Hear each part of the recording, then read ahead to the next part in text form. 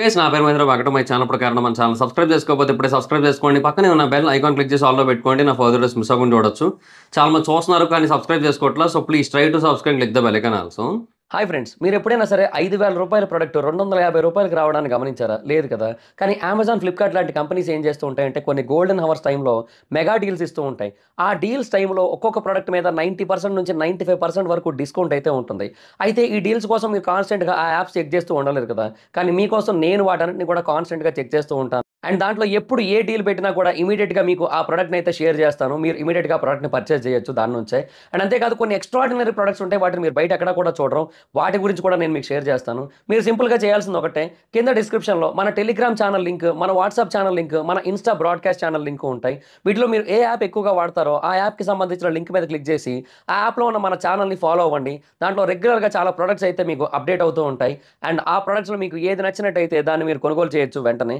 So డిస్క్రిప్షన్లో links ఉన్నాయి, వెంటనే ఫాలో అవ్వండి.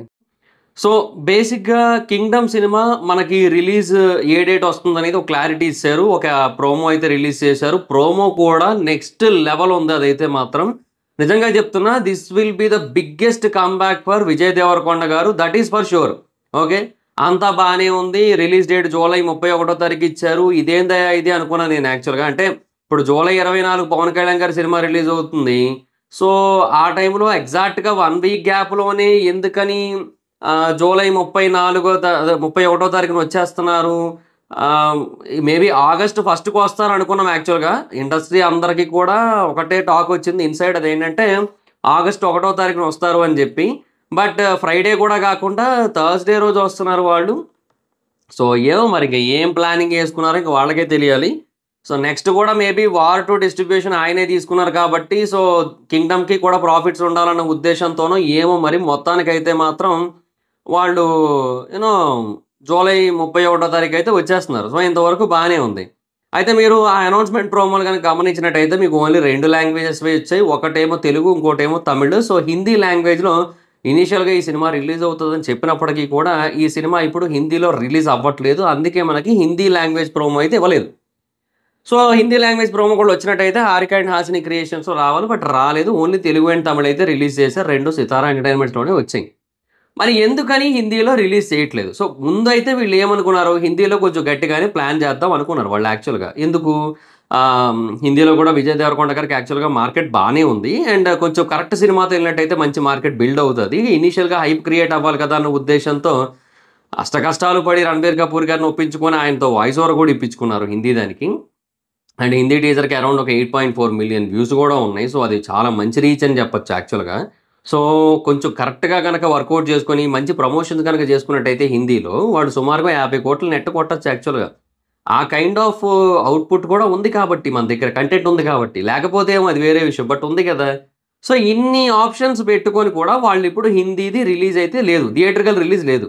వాళ్ళు డైరెక్ట్గా హిందీది నెట్ఫ్లిక్స్కి ఇచ్చేస్తున్నారు ఆఫ్టర్ 28 డేస్. అంటే 28 డేస్ తర్వాత మనకి ఓటీటీకి వస్తుంది కదా, తెలుగులో కానీ లేదంటే తమిళ్లో కానీ. అలాగే అదే రోజు డైరెక్ట్గా హిందీలో ఓటీటీలోకి వచ్చేస్తారు అనమాట. అది మ్యాటర్. సో ఇప్పుడు హిందీలో అసలు థియేట్రికల్ రిలీజ్ లేదు.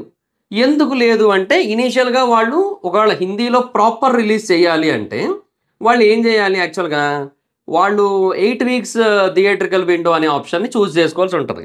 ఎందుకు, హిందీలో నేషనల్ చైన్స్ ఏవైతే ఉంటాయో వాటికి ఏదైతే రూల్ ఉందో ఆ రూల్ని ఫాలో అవ్వాల్సి ఉంటుంది. 8 వీక్స్ పాటు థియేటర్లో ఉంటేనే హిందీలో నేషనల్ చైన్స్లో రిలీజ్ ఉంటుంది, లేదంటే రిలీజ్ ఉండదు. అయితే వీళ్ళకి నెట్ఫ్లిక్స్ వాళ్ళ నుంచి కొంచెం మంచి డీల్ వచ్చింది. అందుకని వీళ్ళు ఏం చేశారు, 4 వీక్స్ థియేట్రికల్ విండో కాన్సెప్ట్నే చూస్ చేసుకున్నారు వీళ్ళు. అండ్ చాలా అంటే చాలా పెద్ద ప్రాజెక్టు, డ్రీమ్ ప్రాజెక్టు, చాలా ఏళ్ల పాటు వర్క్ చేశారు దీని మీద. బట్ అయినా కూడా ఇంకా హిందీలో ఎందుకో ప్రాపర్గా రిలీజ్ చేయాలనుకోలేదు. సో 4 వీక్స్ థియేట్రికల్ విండోకే వెళ్ళారు.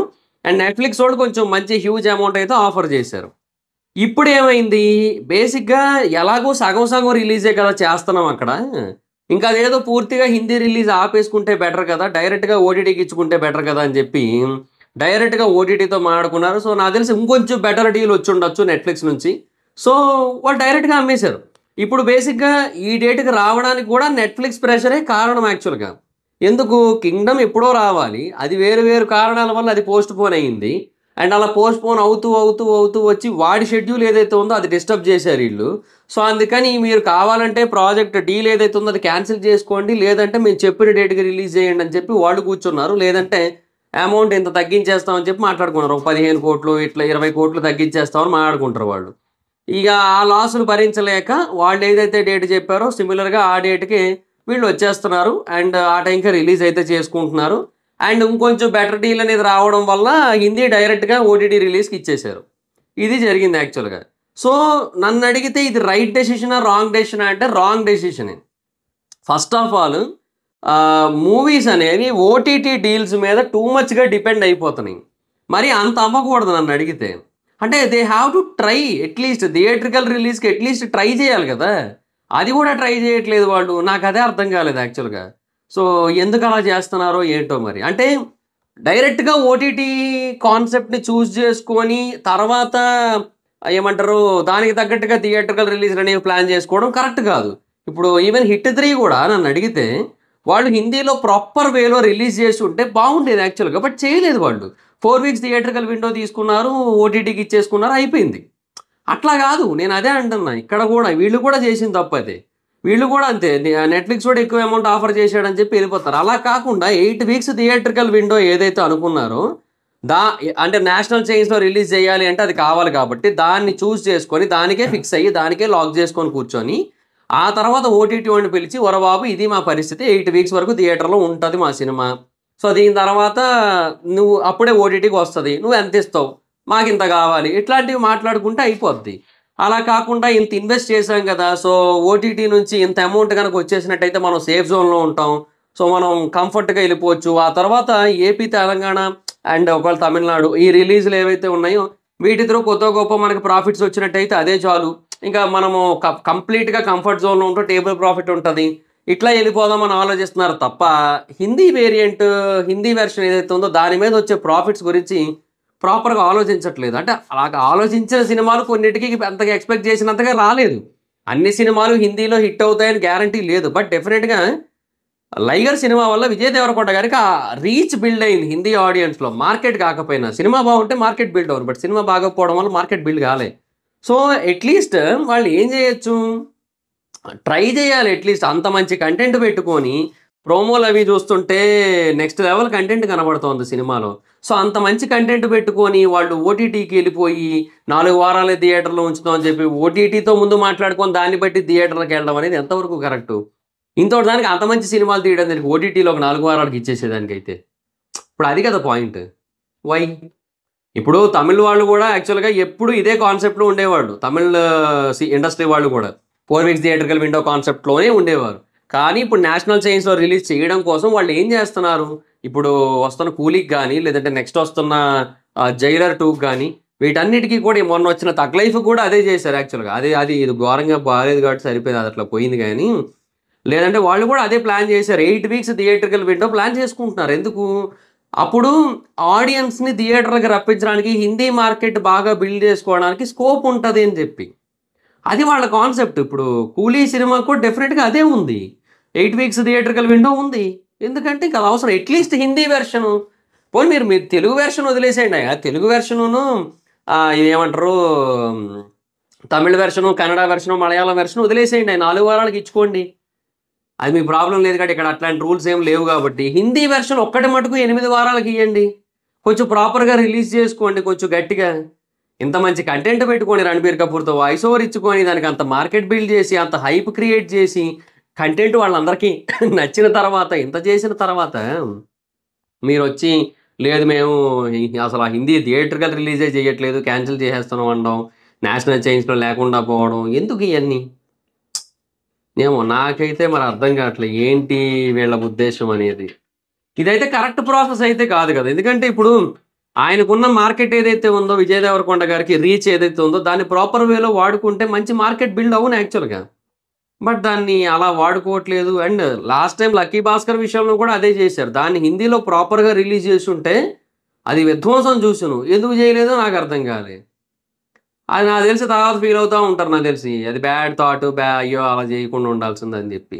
ఈడ మళ్ళీ ఇప్పుడు కింగ్డమ్ కూడా అదే అవుతుంది. కింగ్డమ్ సామ్రాజ్య హిందీలో అది నాకు తెలిసి అదే అవుతుంది ఫర్దర్గా. ఆఫ్టర్ సమ్ డేస్ కొన్నాళ్ళు పోయిన తర్వాత దానికి నెట్‌ఫ్లిక్స్‌లో వచ్చిన అదేమంటారు రిసీవింగ్ చూసి ఇంకా అప్పుడు అనుకుంటారు ఇంకా అయ్యో! దీన్ని థియేటర్‌లో రిలీజ్ చేసుంటే బాగుండు అని చెప్పి. ఎందుకింక అప్పుడు? కనీసం 50 క్రోర్స్ నెట్ కొట్టగలిగే కెపాసిటీ ఉన్న సినిమా. ఆ లెవెల్ ఆఫ్‌గా ఇనీషియల్ ప్రమోషన్ చేశారు. చేసి ఇప్పుడు దాన్ని కంప్లీట్‌గా వదిలేస్తే ఇంకెందుకింక? సో, ఇదైతే నా దృష్టిలో బ్యాడ్ ఆప్షనే. కంప్లీట్‌గా బ్యాడ్ ఐడియానే నన్నడిగితే మాత్రం. ఇలా చేయకుండా ఉండాల్సింది. ఇప్పుడు ఒకటి చెప్తా చూడండి. ఎవ్రీ హీరో ఎస్పెషల్లీ ఇప్పుడు తెలుగు ఫిల్మ్ ఇండస్ట్రీ నుంచి వాళ్ళు పాన్ ఇండియాకి ట్రై చేస్తున్నారు.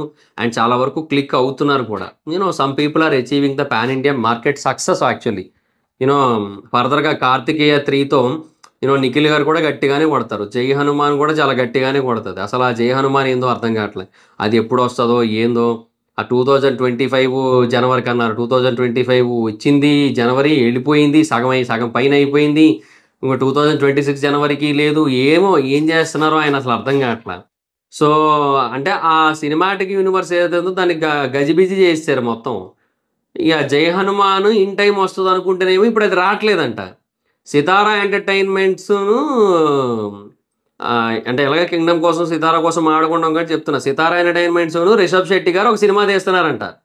ఈ 'కాంతార 2' తర్వాత ఇమ్మీడియేట్ సినిమా అదంట. ఎందుకు? ఇటు 'జై హనుమాను' కంప్లీట్ కాలేదు. అటు అది కంప్లీట్ కాలేదు. ఏది 'శివాజీ' అది స్టోరీ ఇంకా నడుస్తూనే ఉంది. 2027 రిలీజ్ అన్నారు వాళ్ళు యాక్చువల్‌గా. అది ఆ టైం కూడా వస్తదని గ్యారంటీ లేదు. అది ఇంకా లేటే అవుతదనిపిస్తుంది నాకు. ఇట్లా ఉన్నది పరిస్థితి. ఏం చెప్తాం మరింక?